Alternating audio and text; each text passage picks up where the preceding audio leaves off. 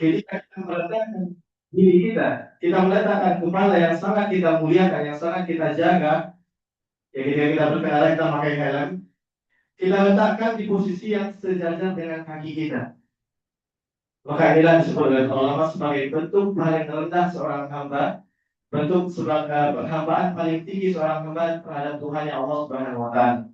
Dan di posisi inilah kita diperintahkan untuk berbanyak berdoa kepada Allah Subhanahu wa Ta'ala. Maka ini jamaah sekalian, doa itu adalah ibadah. Siapa yang memerintahkan kita berdoa? Allah. Yang memerintahkan kita berdoa adalah Allah. Bukti Allah firman dalam Al-Quran, wa qala rabbukum ud'uuni astajib lakum. Dan Tuhanmu telah berfirman, ud'uuni astajib lakum. Berdoalah kepadaku, pasti akan dikabulkan kata Allah. Dan tidak cukup sampai di sana, Pak. Bahkan Allah ancam orang-orang yang tidak mau berdoa. Allah ancam orang-orang yang tidak mau berdoa. Bayangkan. Sambungan ayat tadi, alladzina yastakbiruna 'an ibadati sayadkhuluna jahannama dakhirin. Orang-orang yang bersikap sombong, orang-orang yang merasa tidak utuh kepada Allah. Siapapun dia, apalagi kita yang masih muda, mas-mas sekalian, kita butuh dengan Allah. Kita punya karir yang akan kita capai, kita punya kos hidup, kita punya orang tua yang akan kita banggakan. Maka kita butuh kepada Allah Subhanahu wa Ta'ala. Maka Allah ajak orang-orang yang merasa sombong, yang merasa tidak butuh berdoa kepada Allah, sayadkhuluna jahannama dakhirin. Kalau Allah ajak akan dimasukkan orang tersebut ke dalam neraka Allah Subhanahu wa Ta'ala.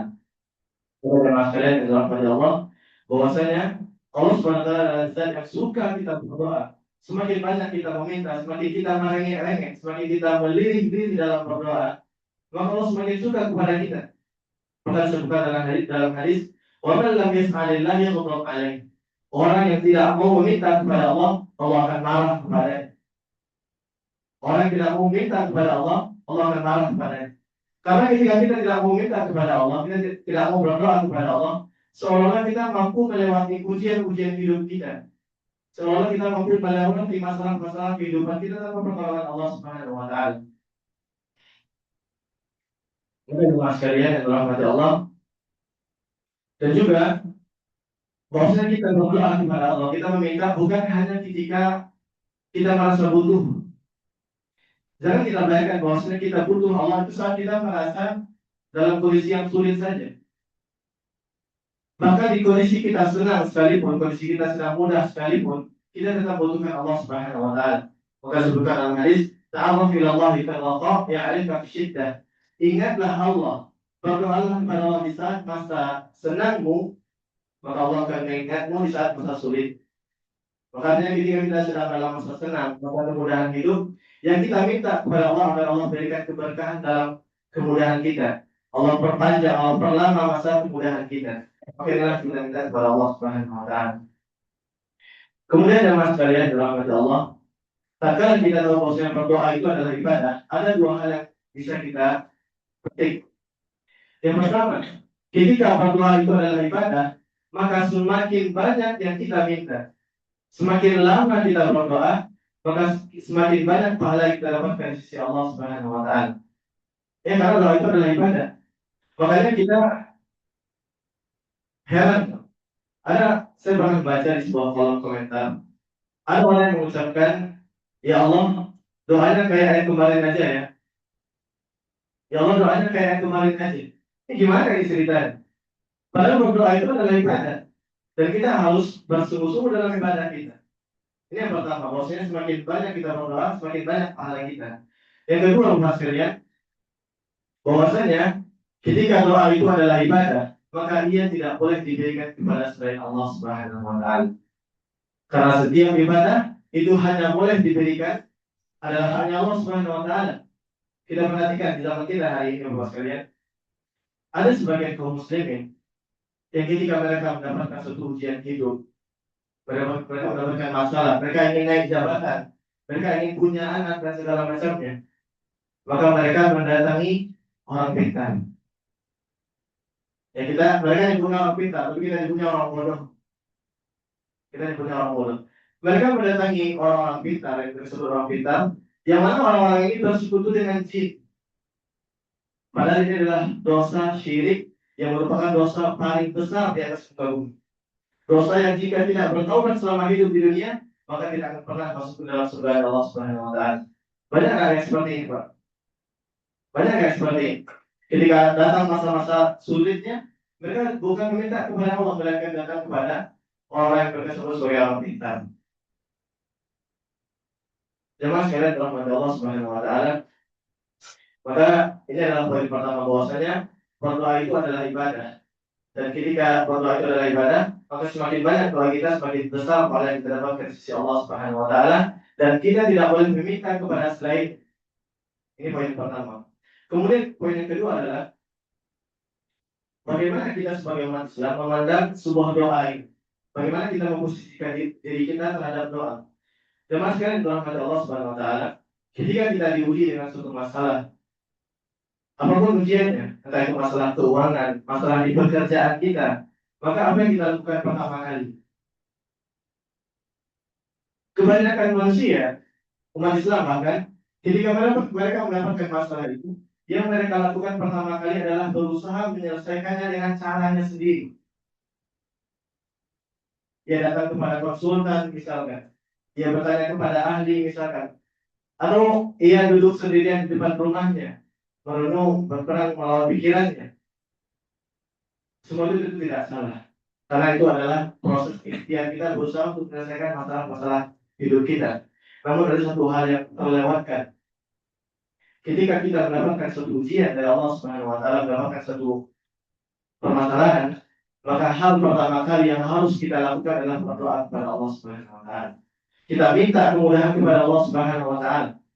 Ya, jangan kita menjadikan doa itu sebagai opsi terakhir, sebagai pilihan terakhir. Yang mana ketika kita tidak mampu lagi berusaha dengan pikiran kita, dengan apa yang kita bisa, lalu kemudian baru kita berdoa. Jangan demikian. Bahkan kita mulai setiap proses kita menyelesaikan masalah kita, ujian hidup kita, itu kita mulai dengan berdoa kepada Allah Subhanahu wa taala. Karena mustahil kita mampu melewati ujian-ujian dalam kehidupan, mustahil kita mampu menyelesaikan masalah-masalah kita tanpa pertolongan Allah Subhanahu wa taala. Dan pertolongan itu yang kita minta dalam doa kita. Kita perhatikan betapa banyak masalah yang selesai dengan sebuah doa. Betapa banyak kisah-kisah keajaiban dari sebuah doa. Bahkan saya sendiri itu pernah merasakan betapa ajaibnya suatu doa. Pernah suatu waktu saya kehilangan tas berisi paspor di tempat paling ramainya umat Islam. Kira-kira di mana itu, Pak? Di Mekahul Mukarramah. Di Mekah, di Masjidil Haram, kehilangan tas isinya paspor, dan besoknya harus keluar ke Jordan untuk memperoleh visa umroh. Jadi bagi bapak sekalian atau teman-teman sekalian yang ingin umroh, visa umroh itu bisa diperpanjang. Caranya kita keluar dahulu ke negara lain, baru kemudian masuk lagi. Nah, saya besoknya itu harus ke Jordan, keluar dari Arab Saudi, baru kemudian masuk lagi untuk memperpanjang visa umroh. Sorenya sebelum hari itu, saya kehilangan tas dari si paspor. Bayangkan.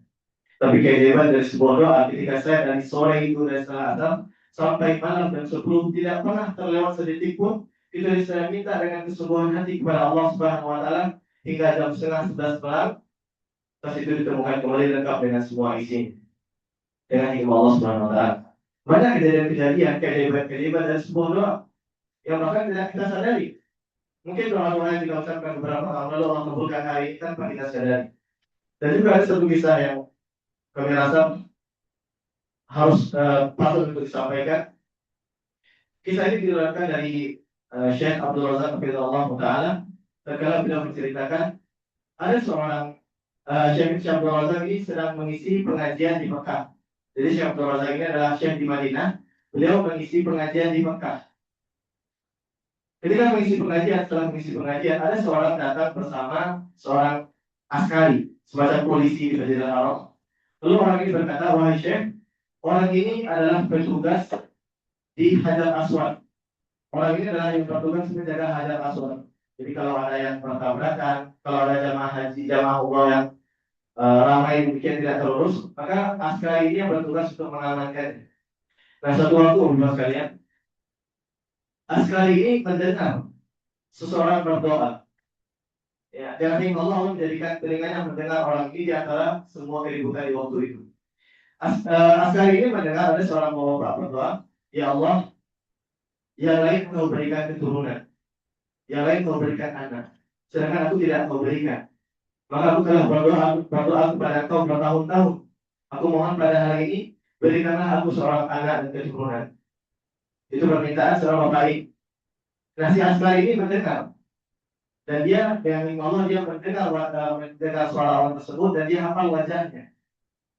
Lalu kemudian berlalu beberapa tahun, bahkan sebutkan sampai 15 sampai 20 tahun kemudian, si Askari tadi, orang yang bertugas menjaga Hajar Aswad tadi, kembali mendengar suara yang sama, kembali mendengar wajah yang sama. Ternyata bapak tersebut kembali berdoa di hadapan Allah di Ka'bah. Apa doanya bapak sekalian? Ya Allah, tolong wafatkan anakku. Ya Allah, tolong matikan anakku. Aku sangat menanggung rasa malu dari anak ini. Anak ini penuh dengan kenakalan, hidupnya tidak bermanfaat sekalipun. Maka si Askari ini, dia marah. Kemudian dia turun, dia tarik tangan bapak ini dan dia bawa keluar rombongan jamaah yang sedang umroh. Lalu kemudian dia berkata, wahai bapak, engkau telah menzalimi anakmu 2 kali. Engkau telah menzalimi anakmu 2 kali. Kezaliman yang pertama, ketika engkau minta seorang anak kepada Allah, engkau tidak meminta anak yang soleh. Engkau tidak meminta anak yang baik. Kau hanya minta diberikan keturunan. Dan yang kedua, kezaliman kau, ketika anakmu tumbuh dalam kenakalan, tidak dalam ketaatan kepada Allah Subhanahu wa taala, engkau minta Allah mewafatkan dia saat itu juga. Betapa zalimnya engkau, kata si Askari. Kenapa kau tidak kembali mengulang doamu? Engkau doakan agar dia mendapatkan hidayah, mendapatkan petunjuk menjadi orang yang saleh. Lalu bapak ini kemudian merasa menyesal dan dia kembali ke Ka'bah dan dia memperbarui doanya. Dia memperbarui doanya, dia perbaiki. Ya Allah, berikanlah aku keturunan yang saleh, berikanlah hidayah kepada anakku katanya. Jemaah sekalian dalam hati Allah, setahun berikutnya si Askari ini kembali melihat bapak yang sama dengan membawa seorang anak yang terlihat seperti anak yang soleh, pakaian terlihat bagus, dengan wajahnya terlihat menenangkan, anak yang soleh secara umumnya. Lalu kemudian si Askari ini bertanya, bagaimana kau bisa berubah dalam waktu setahun ini? Sebelumnya ayahmu mendoakan agar kau diwafatkan, sekarang kau telah berumroh bersama orang tua.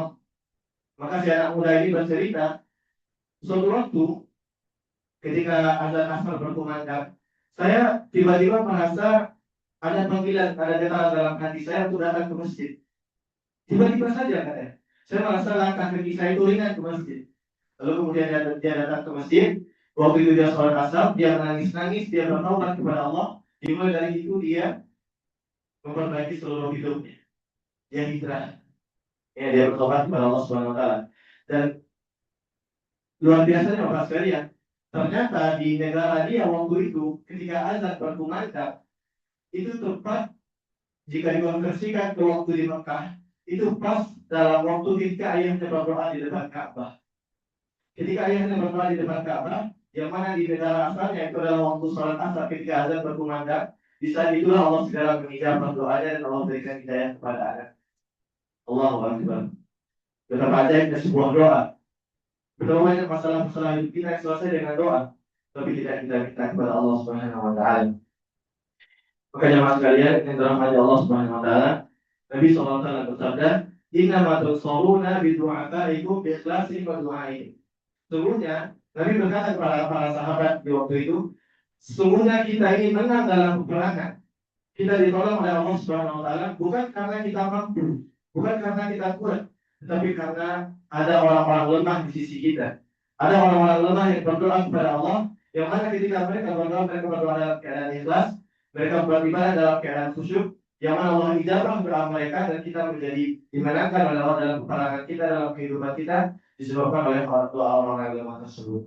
Kalau muslimin dirahmati Allah, betapa banyak kita melihat ada orang-orang yang sukses sebagai orang besar, perniagaannya berhasil karena jabatannya naik, ya. Bukan karena dia berkemampuan, bukan karena dia punya skill yang hebat, tapi karena di belakangnya ada orang-orang lemah yang dia bantu, ada anak-anak yatim yang mereka sekolahkan, ada panti asuhan yang mereka bangun.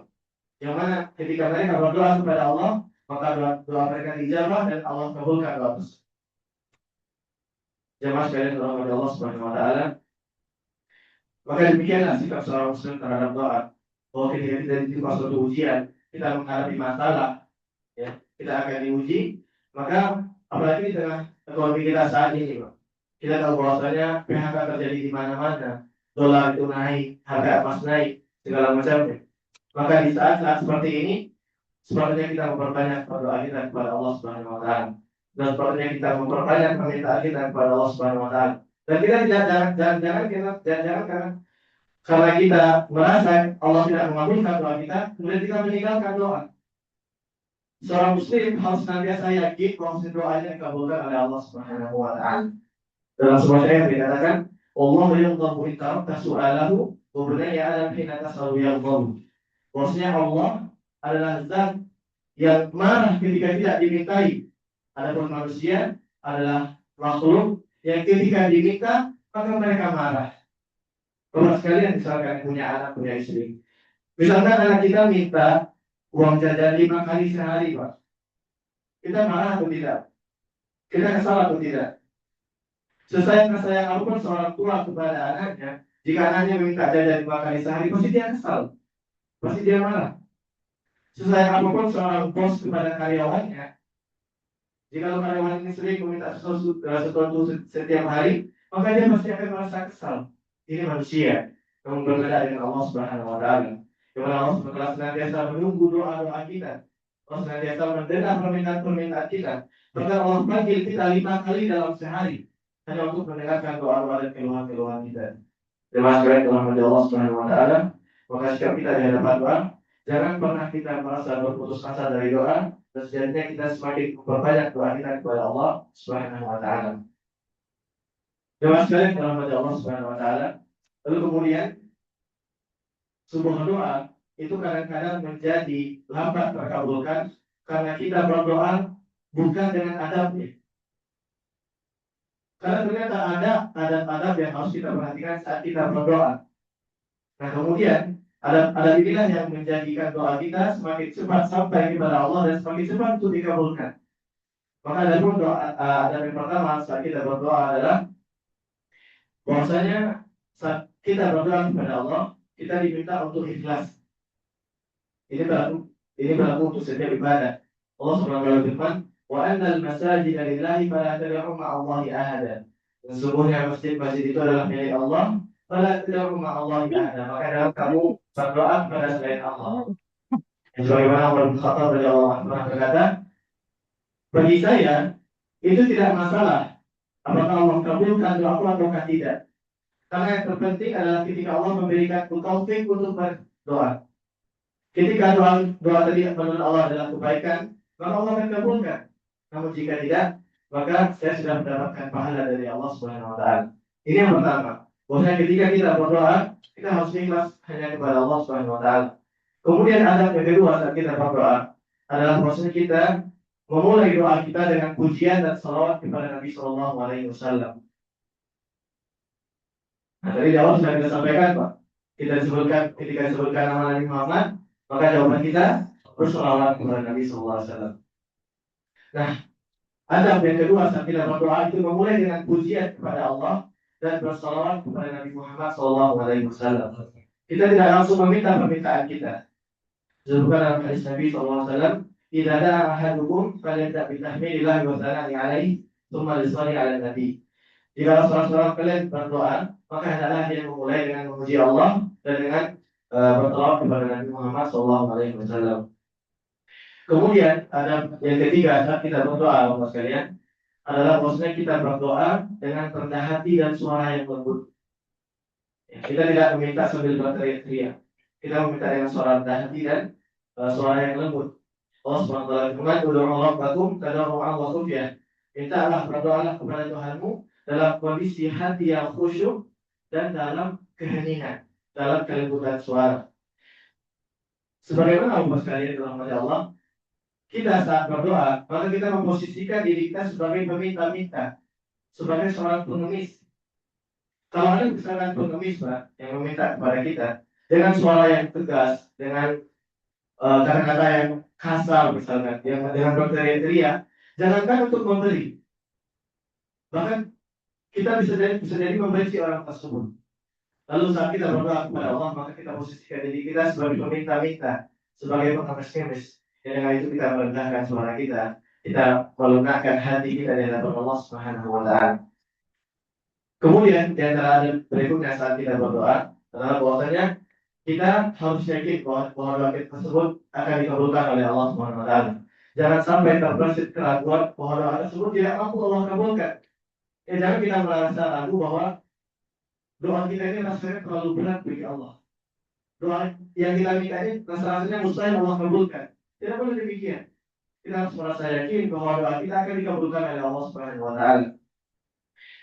Nabi SAW bersabda, "Saja budihat di ahadikum malam ya'jal." Allah senantiasa akan mengabulkan doa salah seorang di antara kalian malam ya'jal. Itu ketika mereka tidak tergesa-gesa. Ya. Nah, kemudian ada di antara adab dalam berdoa adalah mengangkat tangan saat berdoa. Teman sekalian, untuk mengangkat tangan dalam berdoa ini ada berbagai macam cara. Setidaknya kata para ulama ada 3 cara kita mengangkat tangan dalam berdoa. Cara yang pertama itu disebut sebagai doa masalah, doa masalah. Ya, doa permintaan kita setiap hari, doa kita secara umum. Maka cara yang pertama bagi doa ini adalah dengan mengangkat tangan seperti biasa. Ulama berbeda pendapat. Ya, ada yang mengatakan tangannya dirapatkan, ada yang mengatakan tangannya dipisah, ada yang mengatakan di depan dada, ada yang mengatakan di depan wajah, dan semuanya itu boleh untuk dilakukan. Namun kata Syekh Saleh Al-Syekh Hafizahullah Ta'ala, cara berdoa yang paling sering Nabi ajarkan kepada para sahabat itu adalah dengan meletakkan tangan di depan dada dan dirapatkan antara kedua telapak tangan. Ya. Kita letakkan tangan di depan dada dan kita meminta kepada Allah Subhanahu wa Ta'ala. Ini cara yang paling sering Nabi ajarkan kepada para sahabat. Ini untuk doa masalah. Kemudian ada doa jenis kedua, yaitu doa istighfar. Ya, doa macam ini hanya khusus bagi khatib yang sedang berkhutbah, itu dengan cara mengangkat tangannya ke arah langit sebagai syarat tauhid. Ini syaratnya. Dan ini hanya khusus bagi seorang khatib yang sedang berkhutbah. Khutbah Idul Fitri, Idul Adha, khutbah Jumat. Maka cara demikian, diangkat tangannya ke arah langit sebagai bentuk pengakuan kepada Allah Subhanahu wa Ta'ala. Ini cara yang kedua. Kemudian cara yang ketiga, ini disebut sebagai doa ibtihal. Yaitu ketika umat Islam ditimpa suatu musibah, ketika kita sedang dalam peperangan, ketika kita ada di antara umat Islam yang sedang dibantai oleh orang-orang kafir, maka cara berdoanya dengan mengangkat tangan setinggi-tingginya, yang mana telapak tangan itu menghadap ke arah bumi dan punggung tangan itu menghadap ke arah langit. Ya, ini cara berdoanya. Dan namun ini hanya khusus bagi ketika kondisinya umat Islam sedang ditimpa suatu musibah yang besar. Nah, seperti peperangan, pembantaian. Dan doa ini pernah dicontohkan oleh Nabi Muhammad SAW tatkala perang Badar. Yang ketika itu umat Islam berjumlah 313 menghadapi 300-an menghadapi kaum Quraisy yang berjumlah 1.000 orang dalam peperangan. Dan perang itu terjadi dalam bulan puasa.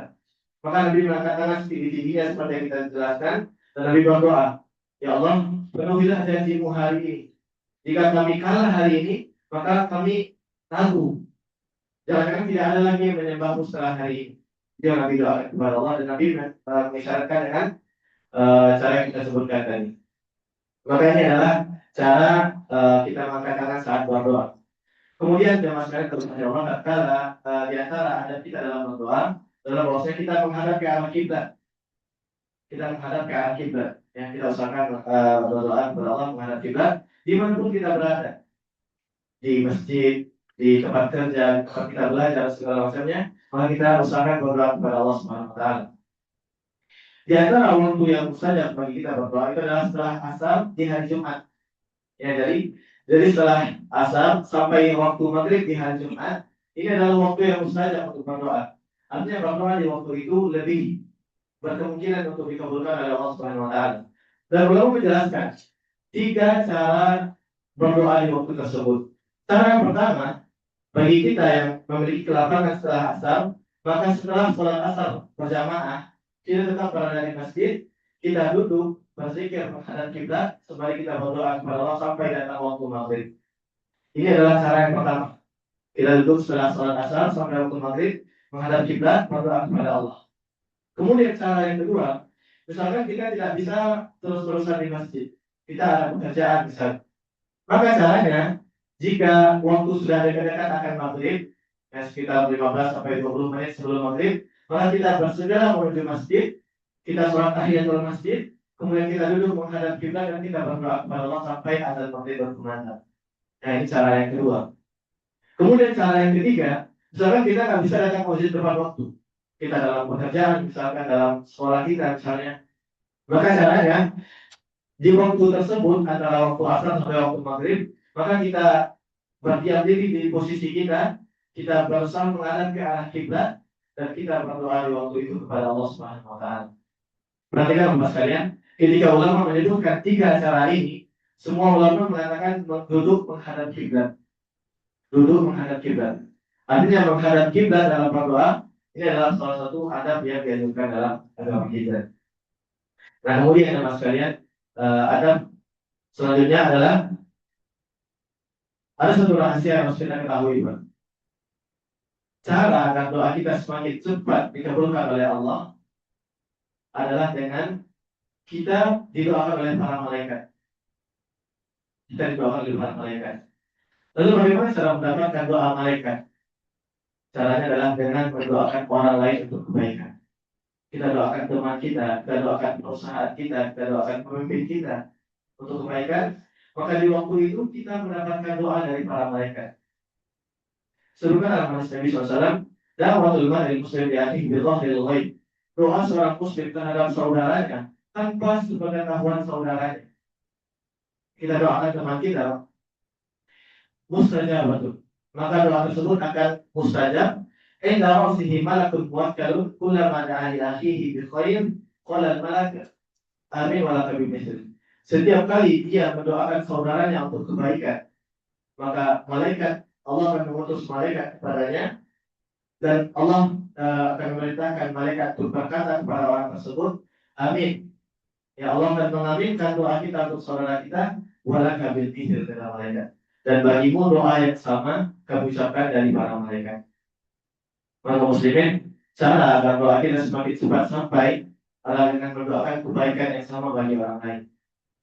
Ya, ini saya sendiri berusaha untuk praktekkan saat dalam kondisi orang sedang menguji kesabaran kita.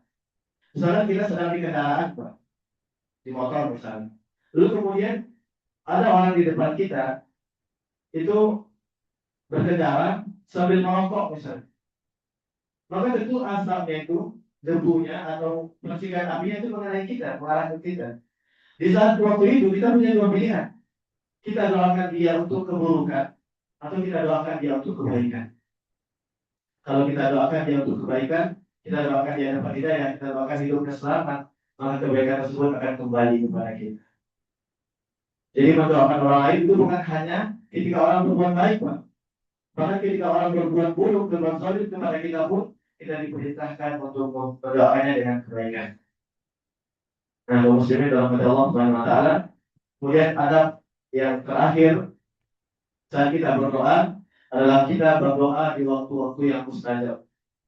Ada yang tahu, maksud sekalian, apa itu waktu mustajab?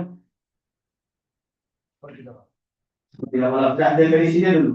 Apa pengertian doa yang mustajab? Ada yang lagi? Doa yang mustajab itu adalah doa yang cepat sampai kepada Allah, cepat dikabulkan oleh Allah Subhanahu Wa Taala. Itu secara ringkas. Doa yang mustajab adalah doa yang jaminan dikabulkannya itu sangat besar. Persentase. Nah, ternyata dalam Islam ada waktu-waktu yang mana ketika kita berdoa di waktu tersebut, maka doa kita lebih cepat dikabulkan oleh Allah. Nah, tadi disebutkan yang pertama, bahwasanya berdoa di sepertiga malam. Ini adalah waktu terbaik untuk berdoa seperti oleh para ulama. Berdoa di sepertiga malam. Nabi SAW bersabda, "Yazid Rabbuna tabaraka wa ta'ala kulla lailatin ila sama'i dunya." Bahwasanya Allah Subhanahu wa taala zat yang menciptakan kita itu turun ke langit dunia. Dan tentu kita tidak bayangkan turunnya, Pak, ya. Disebutkan dalam hadis ini bahwa Allah SWT turun ke langit dunia di setiap sepertiga malam. Di waktu-waktu kita sahur, Kemudian apa yang Allah katakan? Mayyad'uni fa'astajibu lah. Adakah di antara umatku, hambaku yang berdoa kepadaku maka akan aku kabulkan? Adakah di antara umatku mayas'aluni fa'u'tiyah? Adakah di antara hambaku yang meminta maka akan aku beri? Wa mayyastaghfiruni fa'aghfirullah. Adakah di antara hambaku yang meminta ampun di waktu itu maka pasti akan aku ampuni kata Allah Subhanahu wa taala. Maka berdoa seperti malam ini adalah cara paling bagus, cara paling baik waktu masa untuk kita berdoa kepada Allah Subhanahu wa taala. Karena di waktu itu mayoritas manusia sedang tenggelam, sedang tertidur. Maka untuk berdoa di waktu itu kita butuh kesembuhan. Dan kita butuh perjuangan yang lebih ekstra. Maka balasannya Allah akan kabulkan doa-doa di waktu tersebut. Dan juga disebutkan oleh para ulama, waktu sepertiga malam itu Bapak sekalian adalah waktu di mana kita betul-betul mengenal diri kita. Kita jujur terhadap diri kita adalah waktu sepertiga malam. Kita tidak akan pernah merasakan kondisi di mana kita lebih betul jujur terhadap diri kita, apa yang kita lakukan, apa yang kita inginkan, apa yang kita butuhkan, selain di waktu sepertiga malam tersebut. Makanya doa di waktu sepertiga malam adalah doa yang sangat tajam. Ini yang pertama, itu berdoa di sepertiga malam. Waktu yang kedua adalah di setiap sujud, dalam setiap sujud-sujud sholat kita. Ya. Sebutkan Nabi SAW, Atul ma yakul al-'abdu min rabbihi wa huwa sajid faksiru doa. Posisi terdekat kita sebutkan tadi, bahwasanya posisi terdekat seorang hamba dengan Tuhannya adalah ketika dia sujud, faksiru fihi min doa. Maka pertanyaan berdoa di waktu itu. Lalu betul pertanyaan, bolehkah kita berdoa dengan bahasa Indonesia? Ya, sedangkan kita tahu bahwasanya sholat itu gerakan dan bacaan sudah ditentukan. Lalu bagaimana jika kita berdoa dengan bahasa Indonesia? Maka ada mas kalian, ulama di sini berbeda pendapat. Namun pendapat yang dari Allah Taala mengatakan bahwa berdoa ketika sujud dalam sholat itu diperbolehkan dengan bahasa Indonesia. Yang diperbolehkan dengan bahasa Indonesia. Karena dengan bahasa inilah kita lebih mampu mengutarakan isi hati kita. Apa yang kita minta, apa yang kita butuhkan. Dan ketimbang kita harus belajar bahasa Arab dahulu, kita menghafal ayat-ayat atau hadis-hadis yang berkaitan dengan doa, itu sulit.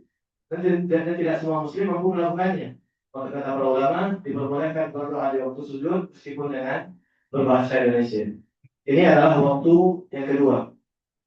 Kemudian waktu yang ketiga, di antara waktu-waktu yang mustajab adalah berdoa di antara azan dan iqamah.